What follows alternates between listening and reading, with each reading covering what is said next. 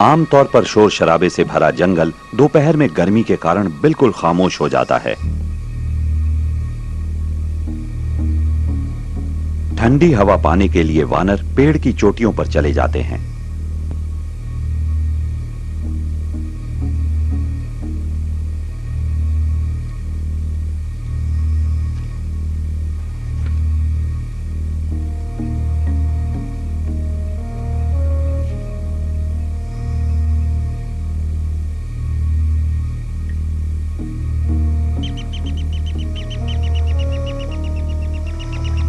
गर्मी के मौसम के चरम पर यहां तापमान 40 डिग्री सेंटीग्रेड तक पहुंच जाता है। द्वीप के किनारों पर रेतीला तट सूरज की गर्मी से तपने लगता है। इस व्हाइट हेडेड प्लवर ने अभी अभी अपना पहला अंडा दिया है। गर्मी के बावजूद अंडे को स्थिर तापमान पर रखना पड़ता है। वो नदी की ओर जा रही है और शिकारियों से बचने के लिए पूरी सावधानी बरत रही है।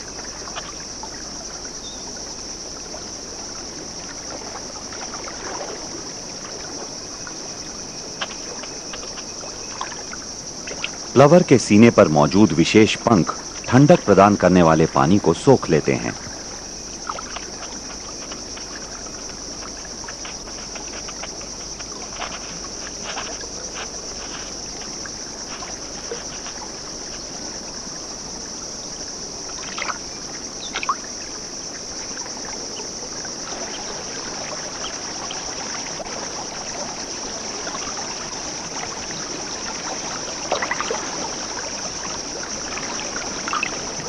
टीवाई के तटों पर कई चित्तीदार गर्दन वाले ऊदबिलाव बसे हुए हैं।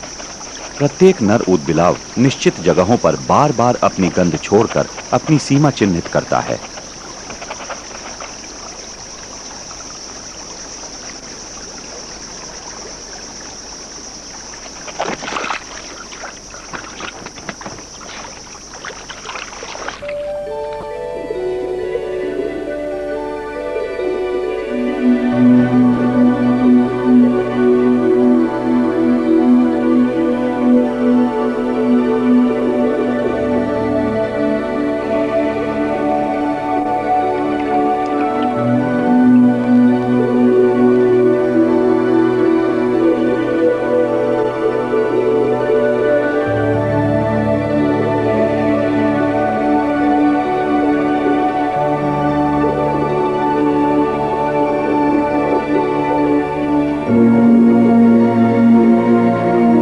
चित्तीदार गर्दन वाले ऊदबिलाव पानी में सबसे तेजी से तैरने वाले ऊदबिलाव हैं।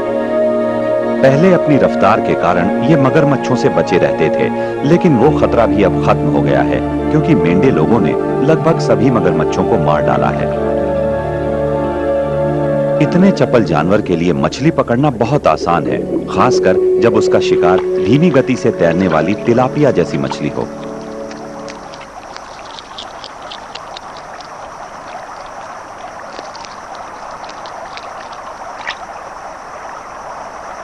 मछली का स्वाद तो अच्छा है, लेकिन ऊदबिलाव के गले में भी मछली का कांटा फंस सकता है।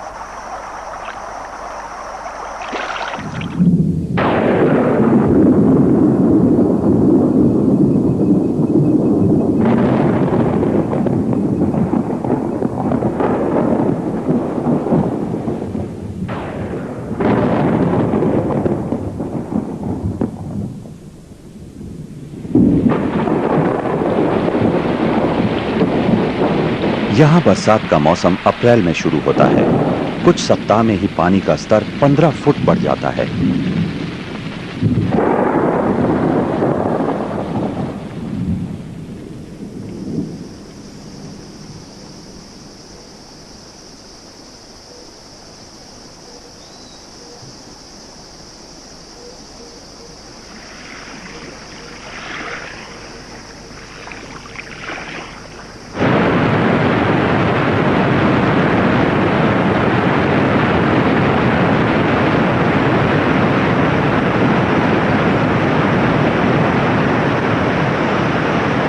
चार महीने तक टीवाई से मनुष्यों या जानवरों की आवाजाही कम हो जाती है। मोआ नदी एक अजेय प्राकृतिक बाधा बनकर इस द्वीप को बाहरी दुनिया से बिल्कुल अलग थलग कर देती है।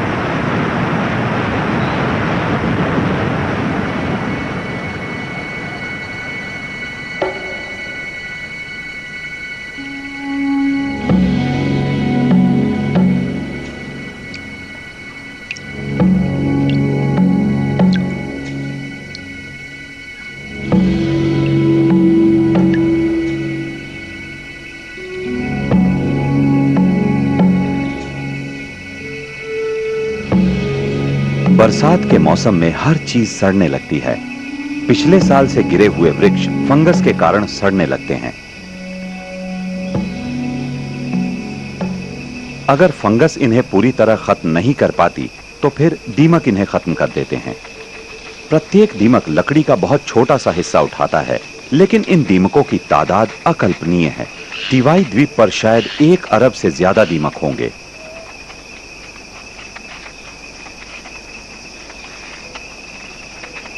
इनकी सफलता का राज इनकी जटिल सामाजिक संरचना है।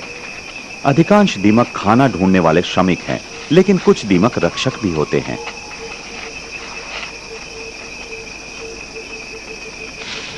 पास आते हुए पेंगुलिन के कदमों की आहट सुनकर ये सैनिक दीमक अपने सिर को बजाते हुए चेतावनी का संकेत देने लगते हैं।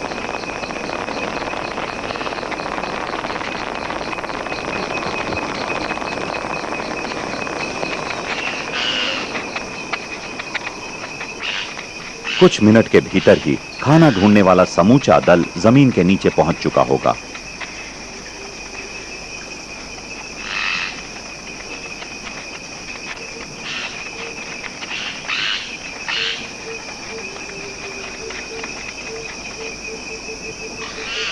लेकिन लंबी पूंछ वाला ट्री पेंगोलिन इन दीमकों पर ध्यान नहीं देता। ये पेड़ पर रहने वाली काली चींटियों की तलाश में है और उनका बसेरा अक्सर जमीन से 100 फुट से ज्यादा ऊंचाई पर होता है।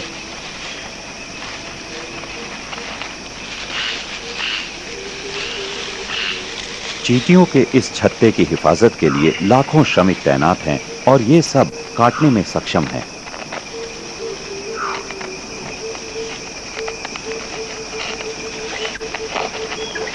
लेकिन पेंगोलिन के शरीर पर एक चढ़े हुए शल्कों का बख्तरबंद और उसकी बेहद मोटी चमड़ी उसकी हिफाजत करती है।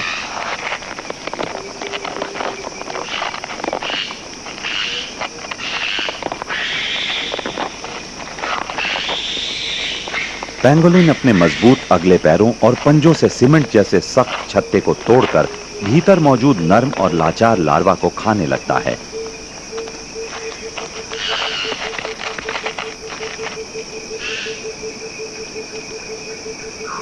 कई लार्वा और प्यूपा जमीन पर गिर जाते हैं, लेकिन ये खुशकिस्मत हैं। ये पेंगोलिन का भोजन बनने से बच जाते हैं और इन्हें तुरंत सुरक्षित जगह पर पहुंचा दिया जाता है। श्रमिक चींटियां 150 फुट नीचे जमीन पर पड़े इन लार्वा और प्यूपा को उठाकर एक एक करके ऊपर घर पहुंचा देती हैं।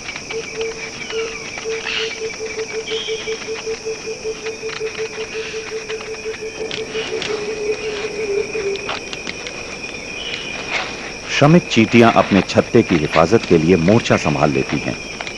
ऐसा नहीं है कि उनके दुश्मन पर उनके हमले का कोई असर न हो।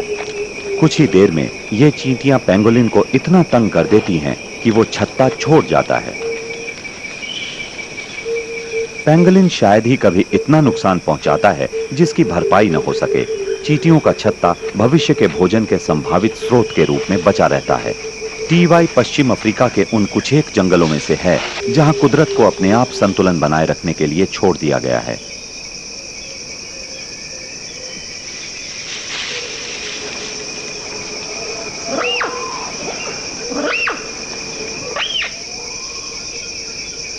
वानर भी उसी पेड़ पर भोजन ढूंढते हैं जिस पर पेंगोलिन शिकार करता है, लेकिन दोनों का भोजन अलग है। यह जंगल इतना समृद्ध है कि यह दोनों प्रजातियों का पोषण कर सकता है।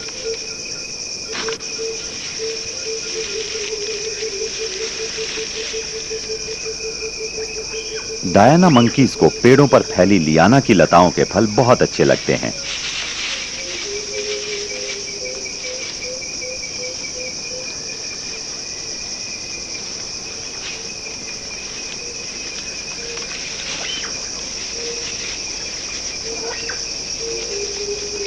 फल पके हैं या नहीं, इसकी जांच के लिए ये उन्हें ठीक उसी तरह घुमाकर देखते हैं जैसे हम सेब को घुमाते हैं।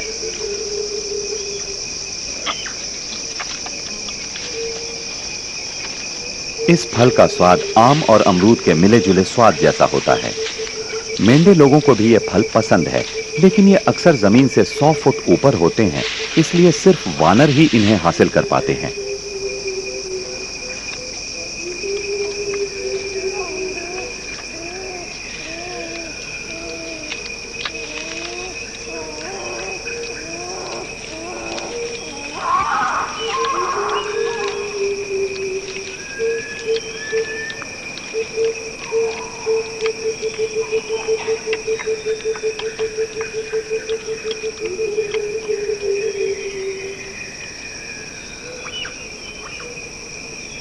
वानरों द्वारा गिराए गए फल शायद ही कभी बेकार जाते हैं।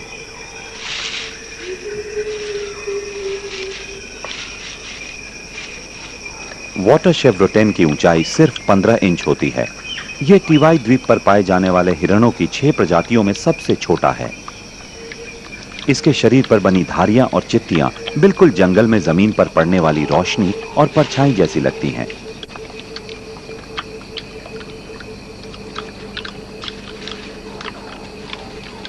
ये अधिकांश समय ऐसी ही जगह पर बिताता है। यहां हिरणों की बहुतायत है।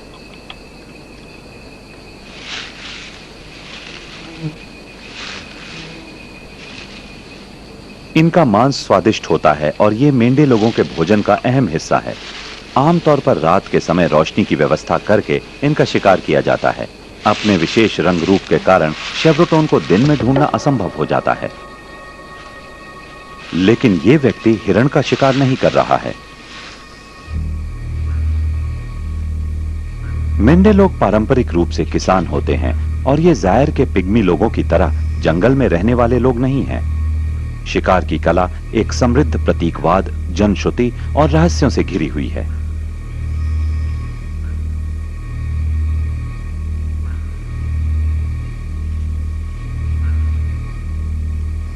नर वानर इनके पारंपरिक शिकार नहीं है।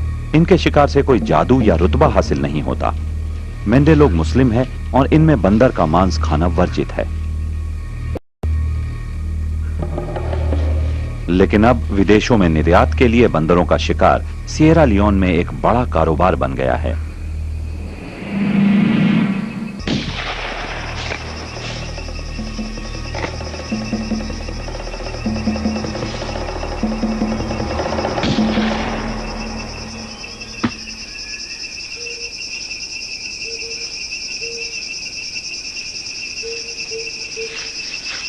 ये मरा हुआ जानवर एक कैंपबेल मंकी है। ये प्रजाति बहुत आम है और इसका मांस स्वादिष्ट होता है। ये फसलों को नुकसान भी पहुंचाता है, इसलिए इसे नियंत्रित रूप से मारा जा सकता है। ये गांव वालों के लिए प्रोटीन का एक बढ़िया स्रोत साबित हो सकता है, लेकिन इसे यहाँ खाने के लिए नहीं मारा गया है। इस व्यक्ति को लाइबेरिया को निर्यात करने के लिए 40 बंदरों को मारने की जिम्मेदारी सौंपी गई है। लाइबेरिया में इस बंदर के मांस को बहुत पसंद किया जाता है और इसकी अच्छी कीमत मिलती है। मांस को संरक्षित करने के लिए शिकारी की पत्नी बंदर के मांस को धुएं से सुखाती है। सिएरा लियोन से फिलहाल हर महीने लगभग 300 टन बंदर का मांस लाइबेरिया को निर्यात किया जाता है। मैंगेबीज और ग्रीन मंकी जैसे फसलों को नुकसान पहुंचाने वाले वानरों पर इस कारोबार का ज्यादा असर नहीं पड़ता। ये वानर शर्मीले होते हैं और इन्हें मारना मुश्किल होता है।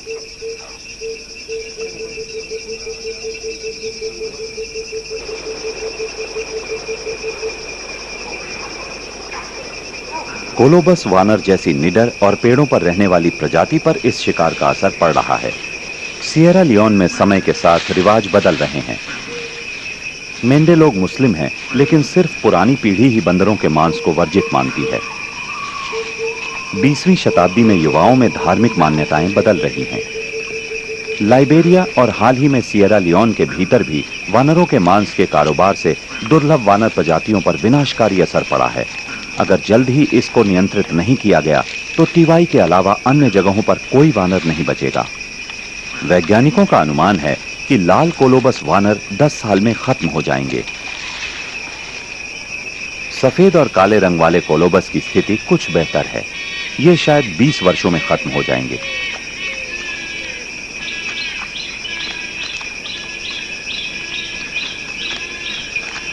फावेई की फलियां बहुत सख्त होती हैं, लेकिन इनके बीज प्रोटीन और तेल से भरपूर होते हैं। सिर्फ सफेद और काले रंग वाले कोलोबस के जबड़े और दांत ही इतने मजबूत होते हैं कि इन्हें तोड़ सकें।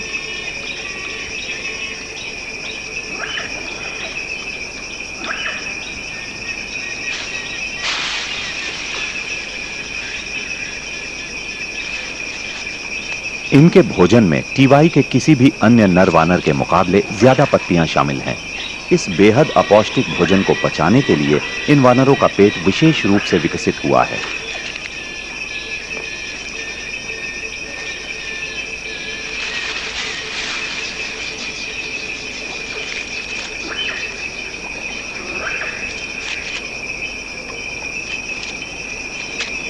कोलोबस वानर जंगल में काफी अंदर पेड़ के ऊपरी हिस्सों में रहते हैं और ये किसानों को कोई नुकसान नहीं पहुंचाते। दूसरी तरफ चिंपैंजी अपना अधिकांश समय जमीन या इसके आसपास ही बिताते हैं। ये फसलों को नुकसान पहुंचाने में बहुत माहिर होते हैं। इस चिंपैंजी ने एक आम के पेड़ की पूरी फसल तबाह कर दी है। ये पेड़ उस समय लगाया गया था जब टीवाई पर खेती की अनुमति थी। अन्य जगहों पर कई चिंपैंजीज के सामने कोई विकल्प नहीं होता। उनके प्राकृतिक आवास का इतना छोटा सा हिस्सा बचा है कि या तो उन्हें चोरी करनी पड़ती है या फिर भूखे रहना पड़ता है।